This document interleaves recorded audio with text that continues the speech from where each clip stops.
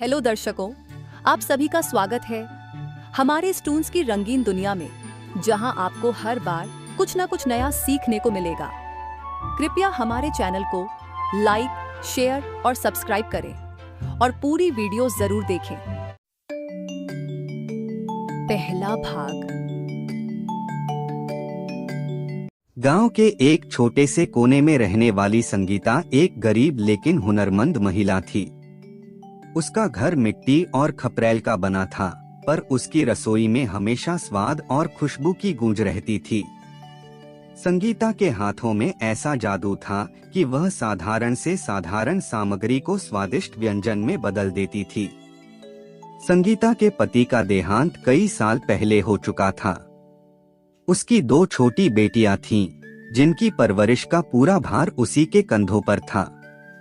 गरीबी की मार ने उसे कई बार तोड़ा, लेकिन उसने कभी हार नहीं मानी। संगीता ने अपना पेट भरने और अपने बच्चों को शिक्षित करने के लिए अपने पाककला के हुनर को अपना सहारा बनाया। गांव के लोग संगीता के हाथ के खाने के दीवाने थे। चाहे वह साधारण दाल चावल हो या पराठे के साथ बनी आलू की सब्जी, हर चीज में उसकी मेहनत और प्यार झलकता था। धीरे धीरे उसकी ख्याति आसपास के इलाकों में फैलने लगी।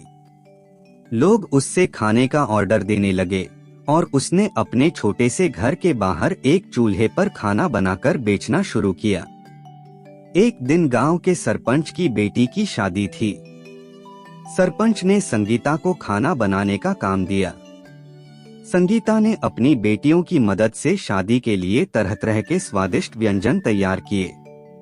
शादी में आए सभी मेहमान खाने की तारीफ करते नहीं थके। इस एक मौके ने संगीता की जिंदगी बदल दी। अब लोग दूर दूर से उसके बनाए खाने के बारे में पूछने लगे। किसी ने उसे पास के शहर में एक छोटा सा ढाबा खोलने की सलाह दी। संगीता ने अपनी जमा पूंजी और सरपंच की मदद से एक ढाबा खोला। उसका ढाबा संगीता का स्वादिष्ट भोजनालय के नाम से मशहूर हो गया।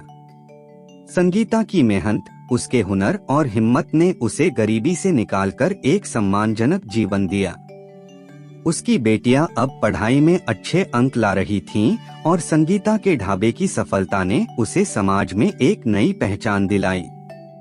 यह कहानी बताती है कि अगर इंसान अपने हुनर और मेहनत पर विश्वास करे तो गरीबी और मुश्किलें भी सफलता की राह में रुकावट नहीं बन सकती। दूसरा भाग। छोटे से गांव में नटखट और शरारती बच्चों का एक समूह रहता था।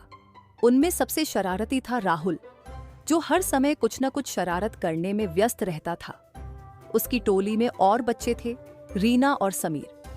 ये सभी मिलकर गांव में ऐसा हंगामा मचाते कि लोग परेशान हो जाते। एक दिन इन बच्चों ने सोचा कि गांव के बूढ़े माली चाचा के बगीचे में जाकर आम चुराएंगे। माली चाचा को अपने बगीचे पर बहुत गर्व था और वे हर समय उसे साफ सुथरा और सुंदर रखते थे। बच्चों ने योजना बनाई और रात को बगीचे में घुस गए।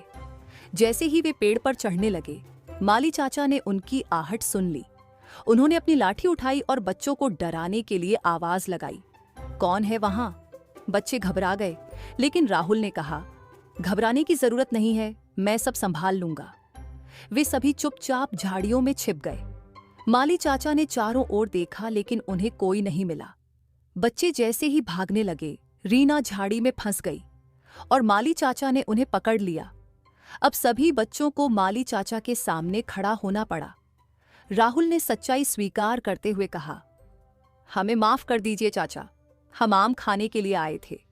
माली चाचा को बच्चों की ईमानदारी अच्छी लगी, लेकिन उन्होंने उन्हें समझाया कि चोरी करना गलत है। इसके बाद माली चाचा ने उन्हें एक शर्त पर माफ किया। अगर वे बगीचे की देखभाल में उनकी मदद करेंगे तो वे उन्हें आम खाने देंगे। बच्चों ने खुशी खुशी यह शर्त मान ली। इस तरह शरारती बच्चों ने अपनी शरारतों से सीख लेकर कुछ अच्छा करना शुरू किया और गांव के बाकी बच्चे भी उनसे प्रेरणा लेने लगे।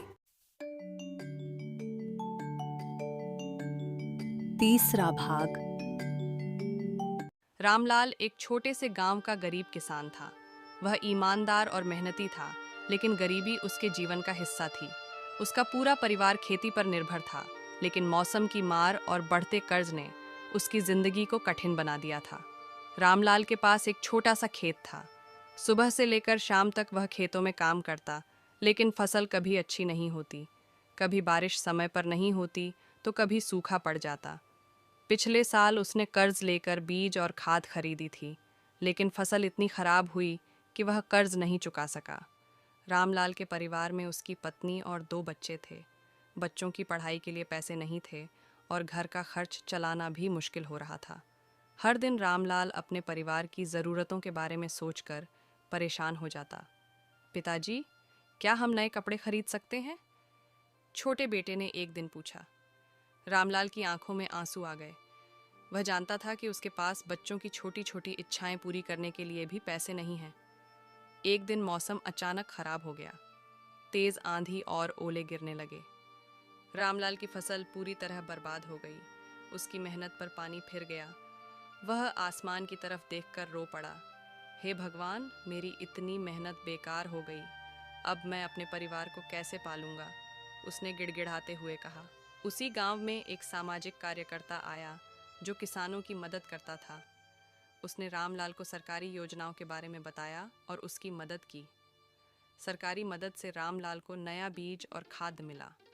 उसने दोबारा फसल उगाने की कोशिश की। रामलाल ने इस बार नई तकनीकों का इस्तेमाल किया जो सामाजिक कार्यकर्ता ने उसे सिखाई थी। उसकी मेहनत रंग लाई और इस बार उसकी फसल बहुत अच्छी हुई।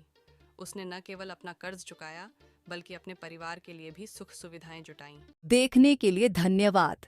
कृपया लाइक, शेयर और सब्सक्राइब करें।